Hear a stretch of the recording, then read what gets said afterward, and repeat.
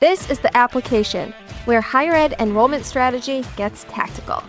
I'm Allison Turcio, marketer, curious question asker, and your guide through what's next and what's working in higher ed. Join us as we focus on what really matters, connecting with students and parents in more human, personalized ways, and using tools like AI to make that connection scalable and smart. From rethinking your inquiry campaigns to fixing funnel friction, everything we cover is about creating better experiences for students and better results for your team. Whether you lead the team, recruit the students, build the campaigns, or manage the message, you'll walk away from every episode with something you can use right now. Are you ready to get one step closer to your next enrollment win? Let's go.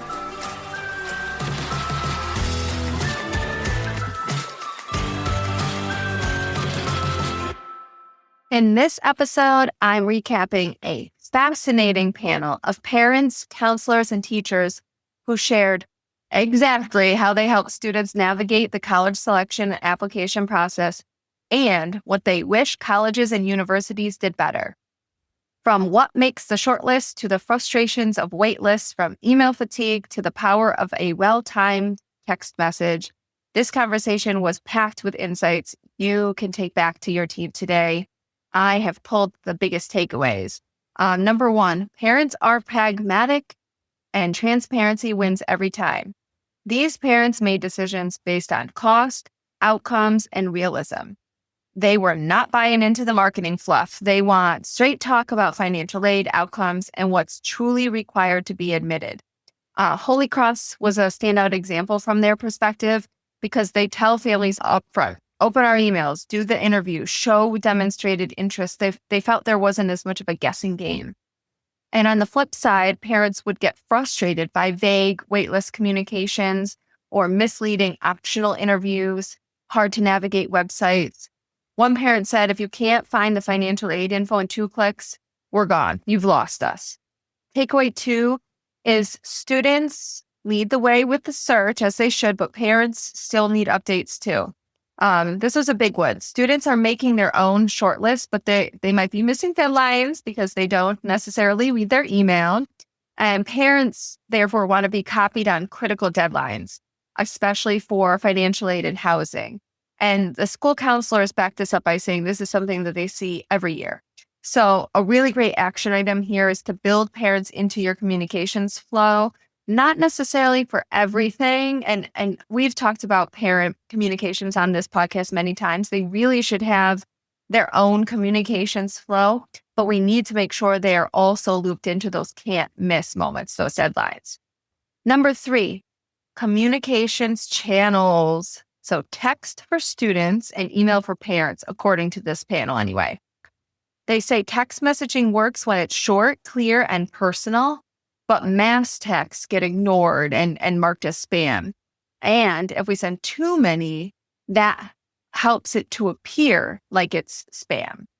Parents are still on email, so go for it. Use it for financials, housing, and big deadlines. Actually, that's where they prefer we're sending all of that information. And social media is all about the vibe check. They report that their students are stalking our Instagram and our TikTok. And the panel, their feeling was that authentic student life content was so much more important than like the brochures that got sent home in the mail. And speaking of printed mailers, forget it a bit. It was kind of the sentiment from the parents.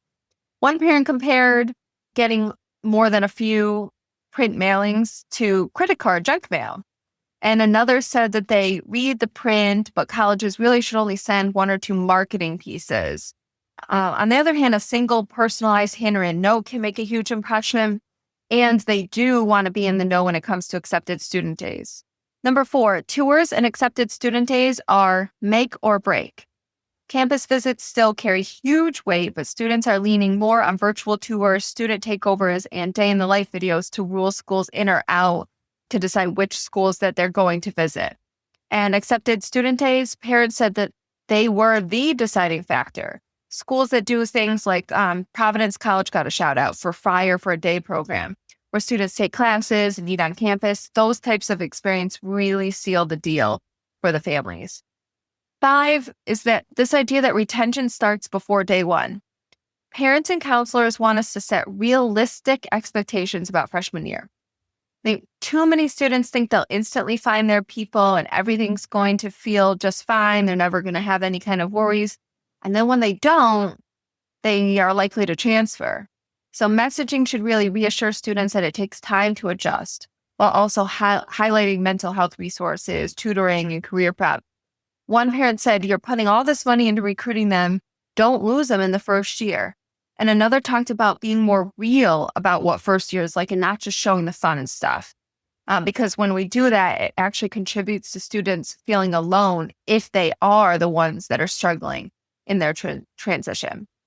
So there you have it, straight from the people guiding our future students. If you take away just one thing from this panel, it's this: be honest, be personal, and let's not forget that parents and counselors are a big part of this decision too. I'll have more eduWeb 2025 takeaways coming your way soon, so stay tuned. Thanks for listening to The Application. This show is a proud member of the Enrollify network, home to higher ed's largest collection of podcasts. Enrollify is where higher ed goes to grow, so be sure to check out our other podcasts, webinars, video clips, blogs, and so much more. Visit Enrollify.org and subscribe for all the latest details and content drops directly to your inbox. Enrollify is brought to you by Element 451, the digital workforce platform for higher ed. Learn more at element451.com.